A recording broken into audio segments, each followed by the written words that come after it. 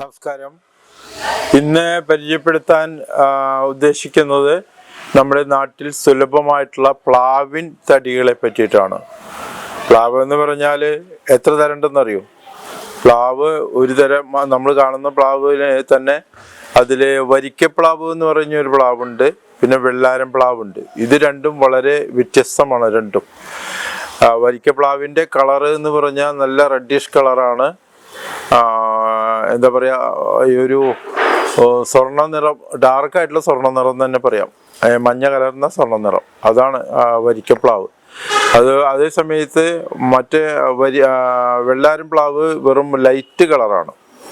ഈ പ്ലാവിൻ തടി, ഇതിൻ്റെ തടി പ്രധാനമായിട്ട് നമ്മുടെ വീട് പണിയുടെ എല്ലാ കാര്യങ്ങൾക്കും ഉപയോഗിക്കുന്ന തടിയാണ് വരിക്കപ്ലാവിൻ്റെ തടി.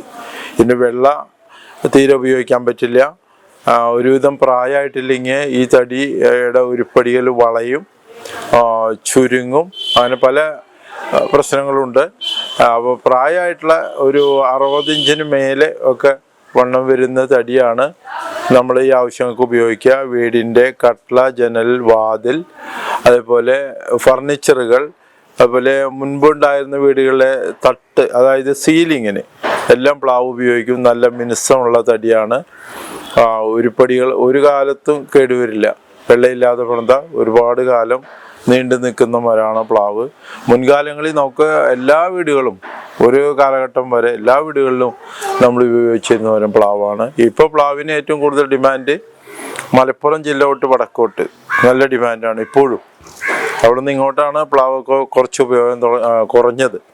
മാത്രമല്ല, ഈ പ്ലാവിന് മറ്റൊരു ഹൈന്ദവ ആചാരപ്രകാരം ഒരു പ്രത്യേകതയുള്ളത്, ക്ഷേത്രങ്ങളുടെ എല്ലാ പണികൾക്കും ആദ്യം പറയുന്ന മരം പ്ലാവാണ്.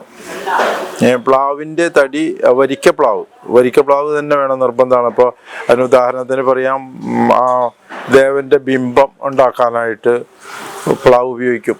ഇപ്പോൾ പാറമേക്കാവ് ക്ഷേത്രത്തിൻ്റെ ഭഗവതിയുടെ ബിംബത്തിന് വേണ്ടിയിട്ട് പ്ലാവും തടി അന്വേഷിച്ച് കുറേ നാൾ നടന്നിട്ടാണ് കിട്ടിയത്. എനിക്ക് നല്ല ഓർമ്മയുണ്ട്.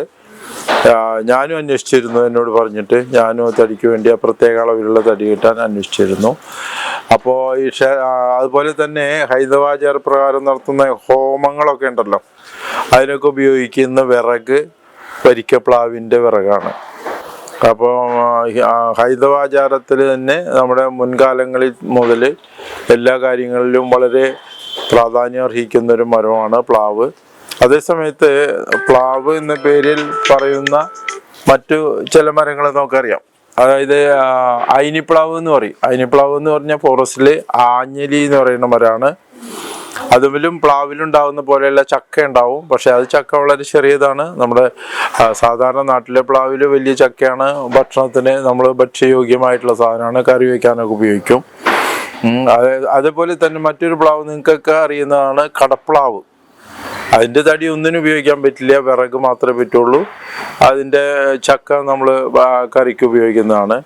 അപ്പം അങ്ങനെ നാട്ടിൻപുറത്ത് പറയുമ്പോൾ പ്ലാവ് എന്ന് പറഞ്ഞാൽ 3-4 തരം ഉണ്ട്. പക്ഷെ വരിക്കപ്ലാവാണ് ഏറ്റവും പ്രധാനമായിട്ട് എല്ലാ കാര്യങ്ങൾക്കും ഉപയോഗിക്കുന്നത്.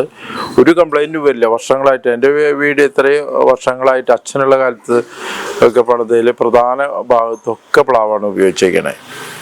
ഇതാണ് പ്ലാവിനെ പറ്റിയിട്ട് പരിചയപ്പെടുത്താനുള്ളത്. വളരെ എന്താ പറയുക, അതിൻ്റെ വില വെച്ച് നോക്കുമ്പോൾ ഒരു ആവറേജ് വിലയുള്ളൂ.